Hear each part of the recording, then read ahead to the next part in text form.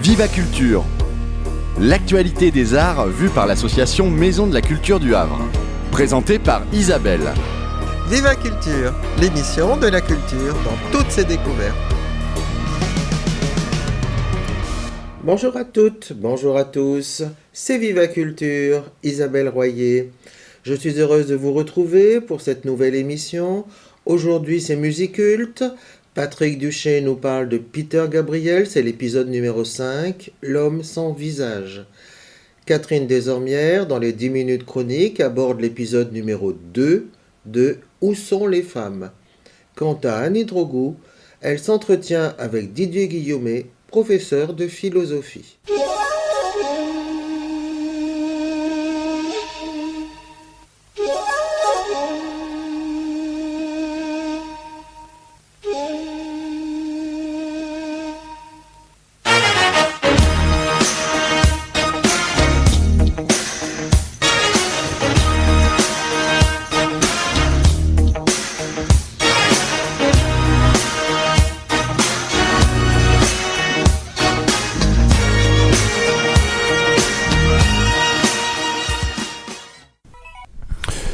Musiculte saison 4, c'est la saga Peter Gabriel en 12 parties. Aujourd'hui, c'est l'épisode 5, L'homme sans visage, de Peter Gabriel 2 à Peter Gabriel 4.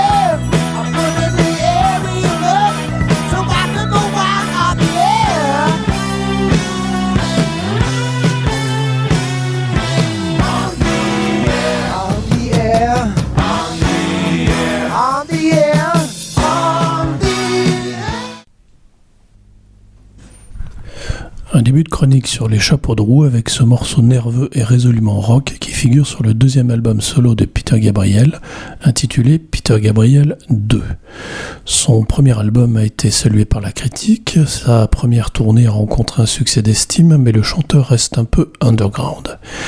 Il décide donc de se remettre à l'ouvrage dès la fin de la tournée, bouleversant tout ce qu'il avait fait auparavant, du moins tout ce que le producteur Bob Ezrin lui avait demandé de faire. C'est pourquoi il confie la production de son deuxième album à son compère Robert Fripp, qui l'orientera vers des sonorités plus brutes, moins raffinées, qui préfigurent ce que le guitariste fera notamment pour David Bowie.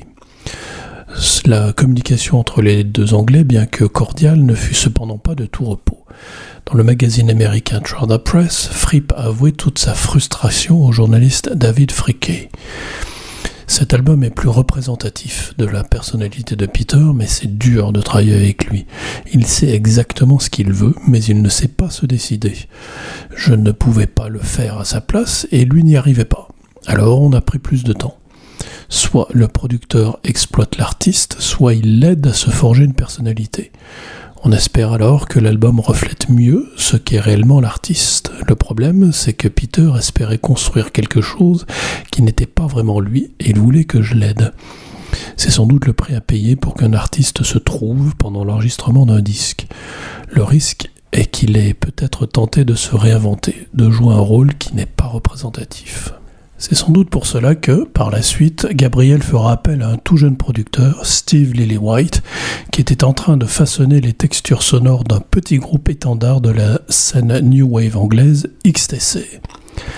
Lillywhite aidera donc Gabriel à développer un son plus froid, plus direct, à base de machines et de percussions. Le chanteur avait donné une consigne stricte: pas de cymbales.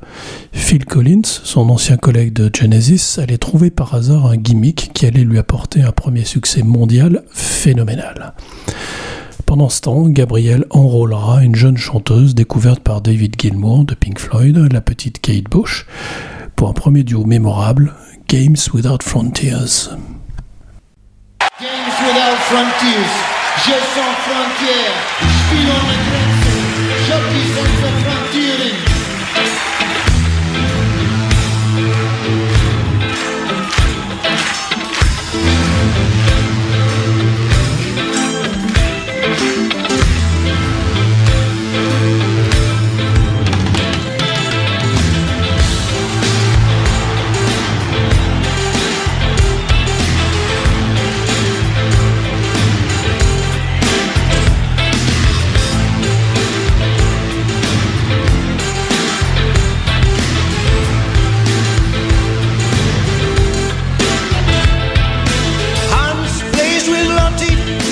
Lottie plays with Jane, Jane plays with Willie, Willie is happy again.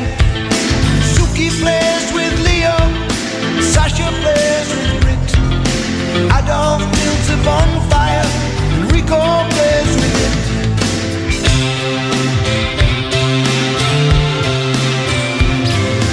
Western kids, we hide in the trees by the seaside.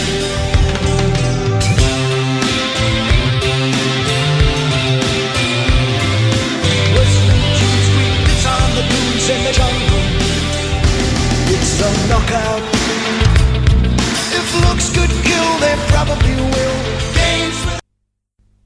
Un mot sur les pochettes. Peter Gabriel 2 et 3 sont une nouvelle fois après Peter Gabriel 1, confié au studio Hypnosis. Pour Scratch, Peter Gabriel apparaît les mains apposées devant son visage et déchirant celui-ci comme s'il était fait de papier. Le dos de la couverture est flippant. Une espèce de clochard semble claudiquer dans un environnement urbain glauque. Gabriel lui-même, comme perdu dans la mégalopole new-yorkaise où a été mixé l'album. La pochette intérieure est tout aussi bizarroïde et suggère l'affiche d'un patient à l'hôpital.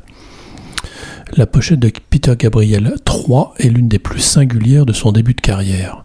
Son visage est comme déformé par des coulures d'acide, Gabriel n'hésitant pas à s'enlaidir jusqu'à devenir méconnaissable. Mais l'aventure Hypnosis prendra fin avec le 4e album, dont la couverture est une image vidéo créée, ou plutôt déformée, par Malcolm Pointer, et sur laquelle le visage de Gabriel n'apparaît même pas. Avec Peter Gabriel 3, Gabriel accède à une reconnaissance critique et populaire. Il continuera d'interpréter pendant de nombreuses années le titre Manifeste Biko en clôture de ses concerts, le poing levé, en mémoire de l'activiste noir sud-africain tué par la police de Port Elizabeth en 1977. Gabriel a su s'écarter du prog rock pour embrasser les nouvelles technologies du début des années 80, puis développer des structures rythmiques très puissantes à partir de Peter Gabriel 4, par exemple sur un morceau tel que The Rhythm of the Heat. Curieux des musiques du monde, il cofondera le festival WOMAD en 82, appelant au passage ses anciens collègues de Genesis pour l'aider à renflouer les caisses. En France, Gabriel devient le chouchou de la presse rock Frenchy et fait en simultané les couvertures de Best et de Rock et Folk en 78.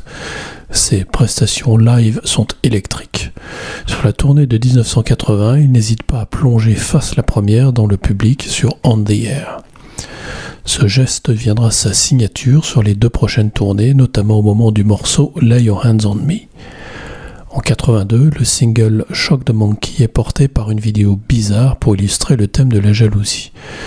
Il lui faudra encore attendre 4 ans avant de connaître une renommée mondiale avec Sledgehammer, mais ceci est une autre histoire.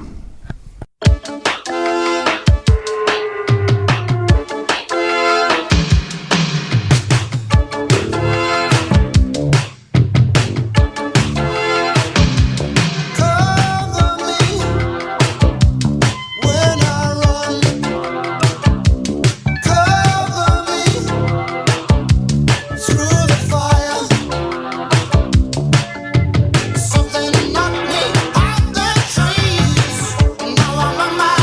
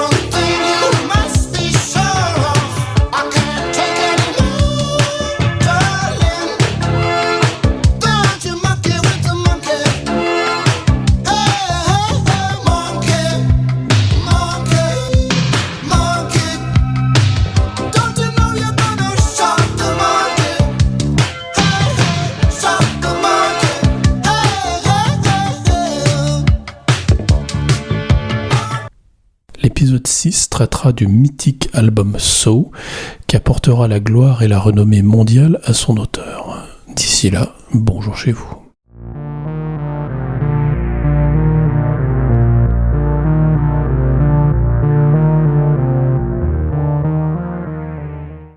Dix minutes, chronique.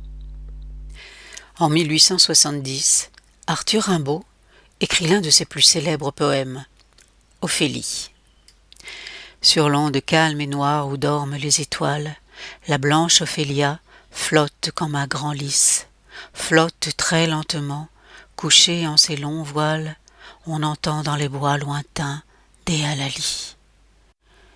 Voici plus de 1000 ans que la triste Ophélie passe, fantôme blanc, sur le long fleuve noir. Voici plus de 1000 ans que sa douce folie murmure sa romance à la brise du soir. Un pauvre fou s'assit muet à tes genoux. Ciel, amour, liberté, quel rêve, ô pauvre folle! Tu te fondais à lui comme une neige au feu, tes grandes visions étranglaient ta parole, et l'infini terrible effaça ton œil bleu. C'est en 1603 que l'une des pièces les plus connues de Shakespeare paraît à son public, Hamlet, et pour très longtemps. Ainsi la blanche Ophélie, depuis plus de 4 siècles, flotte entre l'onde et la verdure. Cette forme virginale à la dérive, arrivée au bout de sa folie, serait-elle une figure nécessaire à notre imaginaire? Serait-elle le moyen de garder toujours présent à notre esprit un mystère? Pourquoi a-t-elle été préservée au panthéon de nos imaginaires, alors que tant d'autres sont oubliées? Les images littéraires, picturales, cinématographiques, qui restent dans nos mémoires, n'y sont pas en parasites par hasard. Elles ont leur fonction. Celle d'Ophélie a la sienne, inlassablement représentée par de successives recréations maintenues à jamais dans un silence énigmatique. Car si Ophélie est muette, si le poète lui parle sans attendre de réponse, c'est qu'il ne peut pas lui donner la parole. Parce que les mots d'Ophélie dans sa douleur sont insensés. L'image d'Ophélie perpétrée à travers les siècles est l'expression d'une mutilation, celle du sens, celle de la parole. Parole confisquée par la toute-puissance de son père Polonius et de la société de cour. Quand elle tente de dire à son père qu'Hamlet lui a témoigné de tendres sentiments, Polonius, après lui avoir démontré qu'elle n'a rien compris aux mots et aux intentions d'Hamlet, lui assène cette conclusion. « Ophélie, dit-il, ne croyez pas à ces serments qui susurrent comme des proxénètes, afin de mieux vous duper. Vous parlez en petite sotte. » Il qualifie la déclaration d'Hamlet de « piège à bécasse ». Il démontre à sa fille que la subtilité des mots lui est interdite. Il la persuade qu'elle est incapable de comprendre leur sens caché. Il délégitime la parole d'Ophélie. Pour conclure, il assène un argument indiscutable. « Vous n'êtes pas aussi clairvoyante qu'il convient à ma fille et à votre honneur. » Ne pas comprendre le sens caché des mots la met en danger son honneur, l'honneur de sa famille. Ainsi dévalorisée, humiliée, aliénée, Ophélie est totalement soumise à la parole du père. Lui seul en connaît le sens, sans jamais lui en donner la clé qui serait celle de sa liberté. Enfin, Polonius ordonne à sa fille de ne plus adresser la parole à Hamlet. Pour finir et pour vous déclarer ma pensée, je ne veux point que désormais vous abusiez de vos loisirs pour les perdre, à vous entretenir avec Hamlet et à prodiguer des paroles.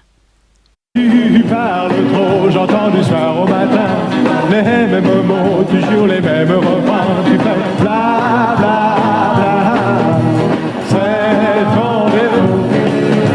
Tu parles à tant de gens que tu ne connais pas. Tu dis bien fort ce que l'on pense tout bas. Tu fais bla bla bla, c'est ton défaut. Tu parles à tort si la parole est d'argent. Je rêve d'un taux. une en t'écoutant, tu fais bla bla bla. C'est ton défaut, oui.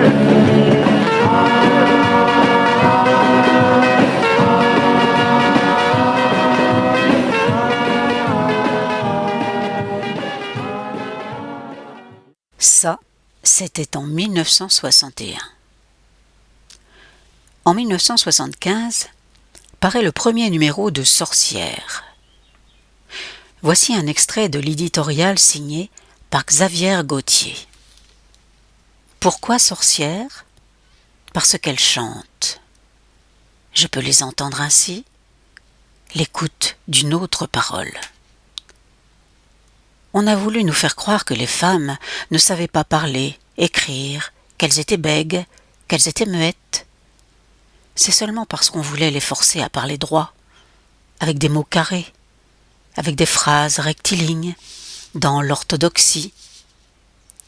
En réalité, elles chantent des berceuses.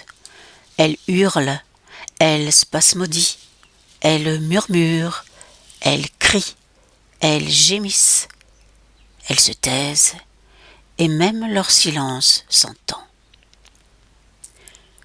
L'épouvantable façon masculine de discourir me surprendra toujours.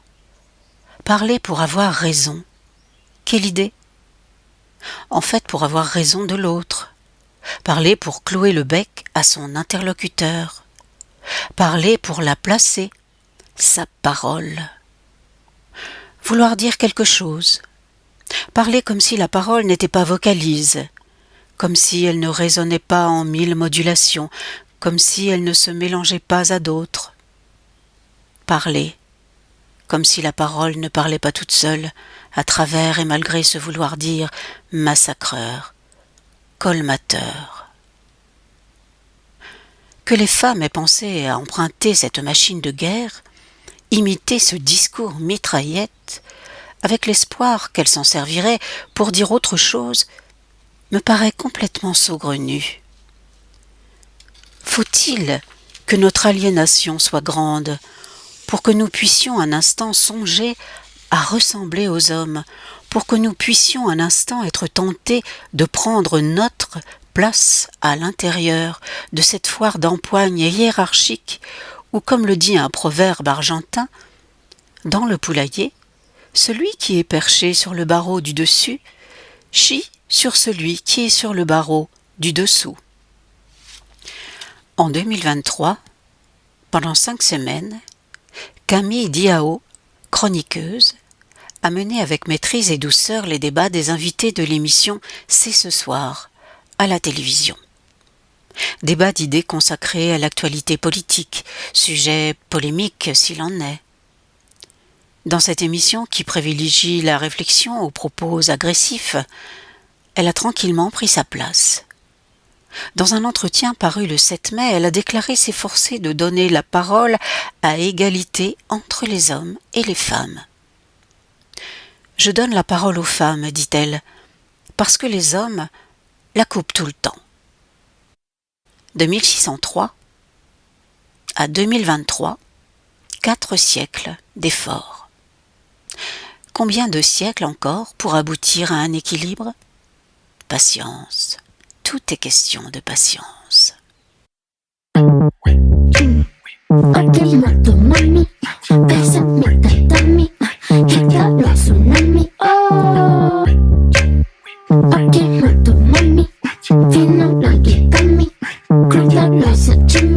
Cada copia que ves, tú dale tu bendición. Y yo no quiero competir, si no hay comparación. Con la cadena ante el pie, de diablo al corazón. No te creas que soy tu bombón llena de licor. Je vous donne rendez-vous le 4 juin, ici, sur Westrack Radio, dans Viva Culture. Où en sont les femmes ? À suivre.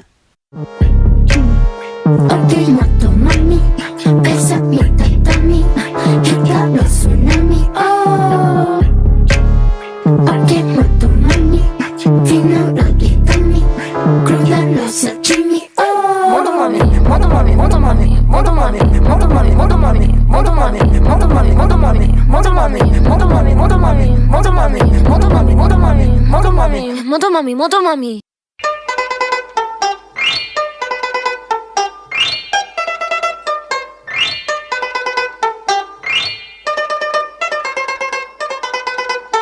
Bonjour. Aujourd'hui, nous sommes avec Didier Guillemet, professeur de philo au lycée François Ier du Havre. Quel est votre parcours ? Alors j'ai un parcours assez classique pour ce qui est de la philosophie, on va mettre l'accent là-dessus.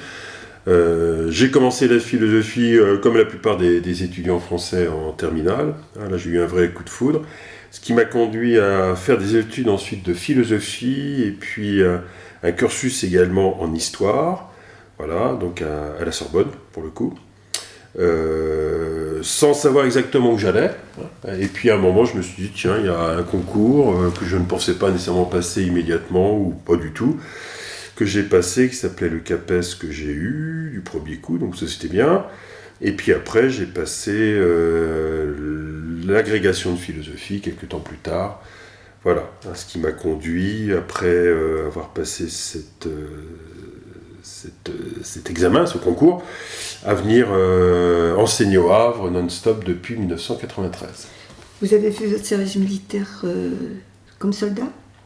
Alors j'ai été coopérant, c'est-à-dire c'était un statut où on faisait son service militaire, mais on dépendait des affaires étrangères, et on enseignait, donc, et j'ai enseigné comme professeur de philosophie et de lettres à l'école française de Lagos. Alors Lagos, c'est une ville du Nigeria, voilà, et ça a été, ça a été une expérience pendant 2 ans, donc avec des élèves francophones qui venaient un petit peu de partout, de France, mais aussi du Liban, mais aussi d'Afrique, etc. Vos activités, qu'elles soient comme prof ou hors enseignement ? Alors comme professeur, moi je suis très attaché au fait de privilégier le cours. Alors le cours il peut prendre plusieurs formes, mais je pense que c'est très important. Ensuite ça ne m'empêche pas d'avoir, je dirais, d'autres ressources pédagogiques. Je fais, je suis au lycée François Ier, donc du Havre. Je fais une journée philosophique depuis presque une vingtaine d'années. On est à la 17e édition, sachant qu'il y a eu les 2 ans de rupture avec le Covid. Et dans cette journée philosophique, on prend un thème, on mobilise un certain nombre de professeurs, alors des professeurs de philosophie, mais aussi d'autres disciplines, parce que c'est interdisciplinaire. Par exemple, sur la preuve, il y avait un professeur de mathématiques qui a fait une démonstration. Puis dernièrement, on a fait une journée sur la nature, et il y avait des professeurs de SVT qui sont intervenus, professeurs de lettres pour parler du cinéma, etc. Voilà. Donc ça, c'est pour les activités professionnelles Pour cette journée, excusez-moi de vous couper, pour cette journée philo, vous invitez, je crois, des artistes havrais pour donner un petit air convivial. Alors, je ne sais pas si c'est un air convivial, en tout cas, il me semble important, comme que ça s'exprime, je dirais, qu'un thème puisse mobiliser, je dirais, des sensibilités, des disciplines différentes. Donc à chaque fois, effectivement, il y a, quand on le peut, un artiste invité. Il y en a eu plusieurs. Sur le thème de la nature, c'est Serge Boistel qui est venu, qui a fait un chamboultou tout à fait intéressant. Voilà, il y a eu d'autres personnes, Charles Rousselin qui était venu, une journée qui était consacrée aux monstres. Et puis il faut savoir qu'au lycée François Ier, il y a aussi des activités artistiques qui sont de qualité, notamment il y a une section danse, et c'est vrai que la section danse participe à la journée philosophique d'une manière très active, d'une manière très spectaculaire, c'est souvent très beau et très bien fait. Voilà, depuis une journée qui était consacrée à la barbarie et qui avait bien inspiré les danseurs et les danseuses de cette section qui est menée par une collègue, Corinne Delair. Et vos activités hors lycée alors, en dehors du lycée, plusieurs types d'activités. Si je prends les activités actuelles, il y a de la radio. Déjà présentement, là, tout de suite, mais aussi parce que je fais une petite émission qui s'appelle l'Instant Philo. Voilà, qui permet aussi en 10-15 minutes d'arriver effectivement à exposer un thème. Voilà. Je fais des présentations aussi de films au cinéma Le Studio. Donc ça fait des années que je fais ça. J'avais commencé lorsque Christian Zarifian était encore parmi nous. Voilà, donc le dernier film que j'ai présenté, c'est Théorème de Pasolini, avec l'accord des personnes qui s'en occupent, qui s'appelle David Lheureux. Et sinon, un peu de film, un peu de théâtre. Alors, je suis aussi sollicité par le cinéma, non pas pour présenter les films, mais pour intervenir sur des tournages. Donc, j'ai pas mal travaillé avec Mathieu Simon. Donc, à la fois, j'étais parfois filmé, j'étais parfois une sorte d'assistant, si je puis dire, sur les films. Il y en a encore un qui est en train de se faire, un court-métrage au lycée François 1er, d'ailleurs, dans lequel je vais me retrouver. Et puis souvent je joue aussi, je dirais, les interfaces avec les institutions pour que les choses se passent au mieux. Voilà. Donc il y a ça, et puis il y a un petit court-métrage aussi. J'ai été sollicité par 2 anciens d'ailleurs élèves du lycée François 1er, donc Esteban Guibert et puis Lucien Roux. J'ai été sollicité cet été, le film est passé il n'y a pas très longtemps. C'est un court-métrage intitulé Tom Follery. Vous avez fait aussi un film sur les femmes.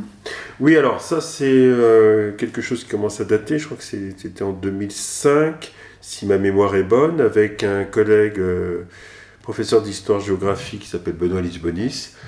C'est un documentaire Femmes et immigration qui nous a été demandé par le CRDP du Havre. Le CRDP, c'est le Centre régional de... que je dise pas de bêtises,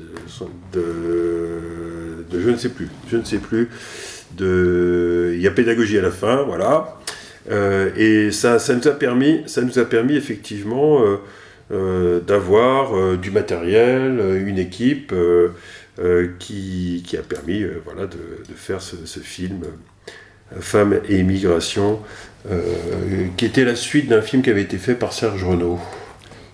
Des projets? Alors, les projets, d'abord, continuer ce que je suis en train de faire en ce moment, c'est-à-dire, d'abord, il y a un tournage de film, donc il y a aussi les émissions radio qui vont continuer, donc ça me semble bien de faire ça. L'année prochaine, j'enseigne aussi en classe prépa, donc l'année prochaine, il y a un nouveau thème, donc à chaque fois, ça m'intéresse bien. Là, le thème, ça va être la violence, donc il va falloir faire tout un cours là-dessus, réfléchir à ça, donc ça me semble plutôt enthousiasmant. Et vous le développerez où? Je pense pas que ce soit au Havre. Quoi donc? Une conférence sur la violence. Si, c'est au lycée François 1er, c'est le thème des 2e années de prépa ECG. Et c'est ECG 2. D'accord. Voilà, sinon dans les projets, il y a des projets d'écriture, mais pour l'instant ça reste un petit peu vague. Mais je verrai effectivement ce qui pourra se faire. À l'avenir de la philo, pour vous, est-ce que c'est viable, étant donné tout ce qui se passe? Alors, et puis le fait que les gens, maintenant, c'est du tout de suite, rapide, on ne réfléchit plus, il faut que ce soit très court, il faut qu'on saute d'une chose à l'autre. On ne prend plus le temps de réfléchir, je trouve. Disons que c'est l'avenir de la philosophie, c'est l'avenir de la culture en général, peut-être, tout ça. J'ai envie de dire, il y a 2 choses dans votre question. Il y a d'abord l'avenir de l'enseignement de la philosophie. Donc en France, effectivement, là, il y a eu une sorte de fragilisation là, qui est liée à divers éléments, dont des réformes. Je suis dans une association qui s'appelle l'APEP, l'Association des professeurs de philosophie de l'enseignement public, où on travaille, on est très vigilant sur ces points-là. Ensuite, ce que vous décrivez sur la mentalité, c'est vrai. En même temps, on s'aperçoit qu'il y a plein de petites émissions de philosophie qui se font aussi sur France Culture, sur France Inter. L'Instant Philo, ça marche pas si mal, sur Westrack Radio. Oui, très bien. Voilà, donc je pense qu'il y a quand même une grosse demande. Il y a des associations qui existent aussi au Havre qui tournent pas mal. Je crois que c'est pas... je crois que la philosophie n'est pas menacée. Alors bon, son avenir, ça dépendra de l'avenir de l'humanité, si je puis dire. Voilà. Ensuite, il faut quand même qu'il y ait des conditions de culte, d'éducation assez relevées, de culture qui soit là, d'intérêt aussi pour la culture, parce que le gros problème, ça peut être aussi ça, c'est quand on est dans un moment de déclin où au fond il y a de la confusion qui se met en place, la philosophie risque de mal passer, parce que ça demande quand même de la rigueur, ça demande aussi de la réflexion, ça demande aussi de l'écoute, ça demande du temps, autant de choses effectivement que, comme vous signaliez, qu'on ne trouve pas nécessairement chez nos contemporains, mais bon. À quel âge peut-on suivre des cours de philo ? Alors, actuellement la philosophie, elle est principalement en terminale pour le tronc commun. Bon, il y a eu une spécialité, enfin assez étrange parce que c'est plutôt une initiation en première qui s'est mise en place, bon, qui n'est pas vraiment philosophique, qui est philosophique et littéraire, ça s'appelle Humanité, Littérature et Philosophie, bon, qui est une sorte de petite initiation. Voilà, donc l'idée c'est que, pendant très longtemps, l'idée c'est que la philosophie arrivait à la fin du parcours du lycéen, parce qu'on estimait qu'elle était là pour pouvoir, elle supposait en tout cas qu'il y ait un niveau de culture, qu'on connaisse déjà les sciences, qu'on ait déjà la capacité d'entendre et d'écrire correctement le français. Donc il y avait tout ça qui était là, c'est-à-dire qu'on demandait une certaine maturité, enfin, c'est l'idée qu'on trouve chez Platon, à savoir qu'on ne peut pas faire de la philosophie quand on est trop jeune, il faut attendre un petit temps. Ce qui n'est pas une mauvaise idée, surtout que là, le petit temps, c'est 18 ans, donc c'est quand même pas si vieux que ça. Hein. Chez Platon, je crois qu'il attend à 25 ou 26 ans pour vraiment former les philosophes. Ensuite, une fois qu'on a dit ça, ça ne veut pas dire qu'il ne puisse pas y avoir des petites initiatives qui s'adressent à des personnes plus jeunes. Hein. Moi, je sais je suis déjà intervenu en primaire, il y a des collègues qui font des choses pour des enfants encore plus jeunes, niveau maternel, en collège, pourquoi pas, mais ça relève plutôt d'ateliers que de cours qui seraient réguliers, parce que ça devient compliqué de faire des cours réguliers à certains niveaux. Bah oui, quand ils sont petits. Un rêve. Alors, un rêve, je dirais plutôt... mon rêve, ce serait d'abord d'éviter les cauchemars possibles, c'est-à-dire les catastrophes possibles, c'est-à-dire...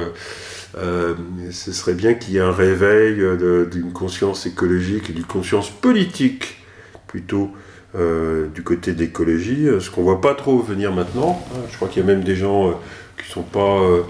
réputés, je dirais, pour être des révolutionnaires ou des catastrophistes qui le disent. J'écoutais Jacques Attali ce matin, enfin pour le citer, parce que je l'ai entendu ce matin, qui disait attention, en 2050, on risque d'avoir beaucoup de problèmes. Donc, plus qu'un rêve, ce serait éviter le cauchemar. On attend qu'il y ait un vrai réveil, qu'on arrête, je dirais, de rester sur une politique de l'autruche tout à fait douteuse, hein, parce qu'en fait, ceux qui vont en souffrir le plus, ce sont les plus pauvres. Donc, disons que mon rêve, ce serait plutôt un sens de la justice et puis une volonté aussi de préserver les intérêts réels de l'ensemble de l'humanité. Et la philosophie, en fait, ça coiffe la psychologie, la politique, c'est un très gros contenant. Oui, alors, la philosophie, il faut savoir que si on prend Aristote, pour Aristote, la philosophie, ça correspondait un petit peu à tous les domaines, puisqu'il est celui qui a lancé, il a fait un des premiers traités d'économie, il a fait une physique, il a fait une logique, etc. Et si on garde cette idée, c'est vrai que jusqu'au XVIIe siècle, en gros, XVIIe, XVIIIe, la philosophie, ça regroupait l'ensemble des sciences, hein, l'ensemble de tout ce qu'on pouvait développer en termes de connaissances humaines. Quelqu'un comme... Raphaël, quand il fait l'école d'Athènes, hein, donc la fresque des philosophes, il estime que cette fresque, elle représente ce que, donc l'école d'Athènes, donc la philosophie, ça représente tout ce que la raison humaine peut atteindre par ses propres efforts. Donc la philosophie, ça a été pendant très longtemps l'ensemble des sciences. Même Newton, au XVIIIe siècle, quand il présente sa physique, il parle de philosophie naturelle. Votre place dans la culture? Ma place dans la culture, alors pour aller vite, je dirais que la question est un petit peu étrange. Disons que la place dans la culture, d'abord c'est du côté de la transmission. Je suis professeur, donc je pense que c'est important de faire ça. Ensuite, comme professeur, je pense qu'on a besoin aussi pour cultiver les autres de se cultiver, de rester curieux. Hein, il faut que la culture reste vivante. Voilà. Ensuite, place relativement modeste, mais dans laquelle je m'investis tout de même. Vous vous épanouissez? Bon, oui, plutôt. Ça va bien. Définition de la culture pour vous? Alors, en philosophie, on peut faire tout un cours sur la définition de la culture. Pour aller vite, on n'a pas le temps. J'ai envie de dire qu'il y a deux choses qui me semblent importantes quand on parle de culture. Il y a la culture au sens, je dirais, sociologique, ethnologique. C'est ce qu'on reçoit, tout le monde, c'est ce qu'on reçoit par son éducation, parce qu'on vit dans une société par imprégnation. Bref, tout le monde a une culture en ce sens, hein, puisque tout le monde s'est imprégné, je dirais, de valeurs, de techniques, de savoirs, de croyances, etc. Bon. Et puis la culture, c'est aussi un effort qu'on fait pour approfondir cette culture d'origine. Hein, donc là, c'est le fait de se cultiver, hein, c'est l'effort pour effectivement s'élever au-dessus de soi d'une certaine manière, en essayant de comprendre un certain nombre de choses. Donc il y a une culture intellectuelle, une culture morale, il y a une culture technique, enfin bon, ça peut être à tout niveau, etc. Sinon, sur la définition de la culture, enfin une fois dit comme ça, je pense que le point très important, c'est la curiosité. C'est la curiosité, l'ouverture d'esprit, hein, qui permet effectivement de... Et puis ensuite, la capacité de faire du tri, parce que sinon on peut s'éparpiller assez vite. Hein. Il y a tellement de choses à savoir et à connaître. Donc être capable de développer des goûts dans les domaines qui nous semblent les plus intéressants. Je vous remercie. Est-ce que je pourrais avoir les adresses où on peut vous joindre? Facebook? Oui, il y a le Facebook, Internet, voilà. Vous avez un site? Oui, mais non, j'ai pas de site. Non, j'ai pas de site. On peut. Alors, j'ai envie de dire, il y a un Facebook hein, où on peut m'envoyer des invitations. Sinon, il y a beaucoup de choses qu'on trouve en podcast sur la West Track Radio. Hein, il y a l'Instant Philo. Hein, plutôt que me joindre, on peut simplement aussi écouter ce que je fais. C'est aussi le cas sur le site du lycée François 1er où il y a une petite rubrique philosophie, où il y a les émissions radio, il y a des textes, etc. Ensuite, il y a des publications qu'on trouve aussi sur Internet que j'ai pu faire. Il y en a une qui est sur le site du rectorat de Normandie, hein, sur tolérance et laïcité. Il y en a d'autres aussi qui sont sur le site d'un ami qui s'appelle Denis Collin, notamment sur la question de la justice sociale chez Hayek, hein, qui est un ultralibéral, donc j'avais travaillé là-dessus. Voilà, je crois que c'est plus simple, la façon la plus simple de présenter les choses. Ensuite, j'ai une association qui s'appelle Philocéane, toujours. Donc là, il y a moyen de me joindre aussi par ce biais, mais là, ça se trouve aussi sur les réseaux sociaux. D'accord. Je vous remercie. Eh bien, écoutez, je crois que nous avons fait le tour. Je vous remercie de vos explications et je compte vous voir bientôt. D'accord, très bien. Merci Annie. Au revoir. Au revoir, bonne soirée.